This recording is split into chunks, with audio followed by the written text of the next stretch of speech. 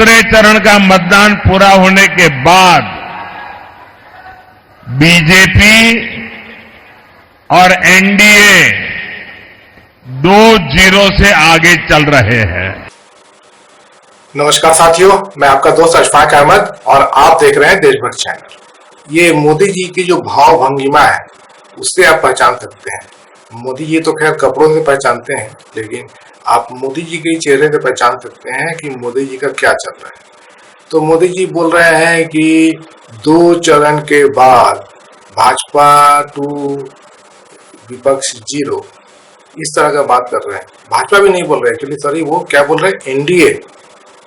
तो ये नहीं बोल रहे। अभी मोदी 400 पार चिल्ला रहे थे, तो अब 400 पार भी बंद।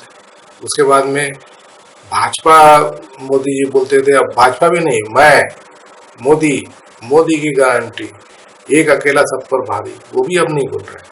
और दूसरे जो उनका टोन देखिए, ऐसा बोल रहे हैं एकदम मरी आवाज कि वो जैसे ये होता है ना कि कोई चीज पे खुद को विश्वास ना हो तो कोई चीज बोलने के लिए बोलता है, लेकिन खुद पे विश्वास नहीं है। तो मोदी जी को विश्वास नहीं है क्योंकि उनको मालूम है रियल। अब बताइए कि कोई पार्टी का कम से कम दिख रहा है कि 20% वोट कम हो गया है, 20% पक्का। 10% तो ऐसी कम है, आप देख रहे हैं कि वोटिंग ही कम हो गई 10%। अब उसके अलावा जो स्विंग वोटर है वो तो 10% से ज्यादा होंगे ना, ज्यादा होंगे। जो भाजपा को वोट दिए होंगे 2019 में, इस बार कांग्रेस या विपक्ष के वोट दिए हैं, तो वो भी वोट है।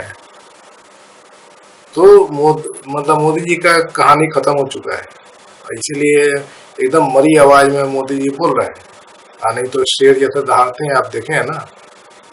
तो अब मोदी जी की आवाज बंद हो गई है। और दूसरा चीज है कि अब जीत नहीं सकते हैं मोदी जी किसी भी हालत में, लेकिन कुछ ना कुछ तो करना है।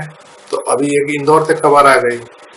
सबसे पहले तो चंडीगढ़ का आपको पता है कि चंडीगढ़ में क्या हुआ था, कैसे मेयर के चुनाव में धांधली करवाए थे खुद रिटर्निंग ऑफिसर चुनाव आयोग के। बाद में सुप्रीम कोर्ट ने लताड़ लगाई थी।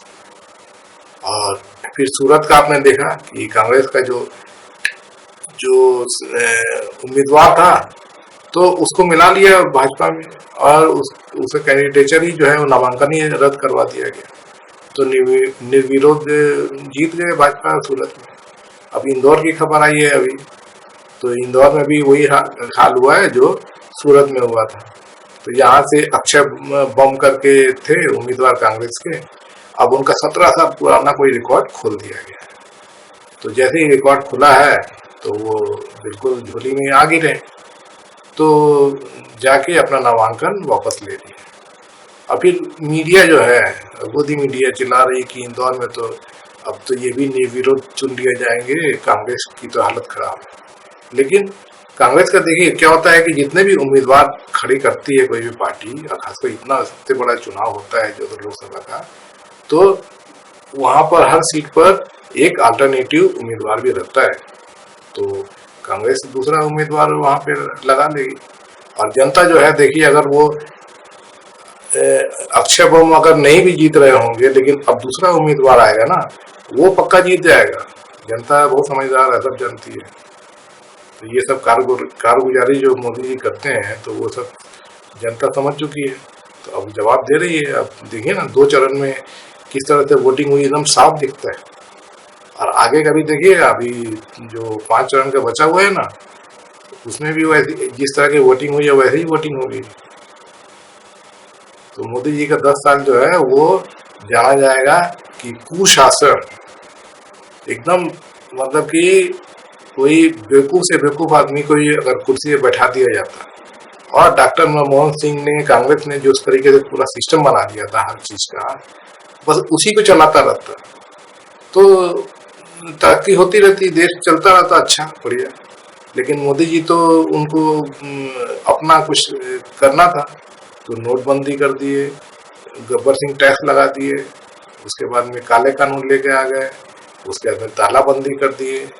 और इसके अलावा जितने भी संस्थाएं थे, ईडी, सीबीआई, आईटी, उसके बाद में जो जहाँ जहाँ पे राज्य सरकारें हैं वहाँ की पुलिस, उसके बाद में गोदी मीडिया खड़ा करके रखा है मोदी जी ने, उसके में अडानी बना दिया कि सब पैसा जो है वो अडानी के मार्फत से भाजपा को जाता है और मोदी जी जो चाहते हैं वो करते हैं, तो सरकारें गिराते हैं, नेता खरीदते हैं, यही सब काम करते हैं, विपक्षी नेताओं को जेल भेज देते हैं।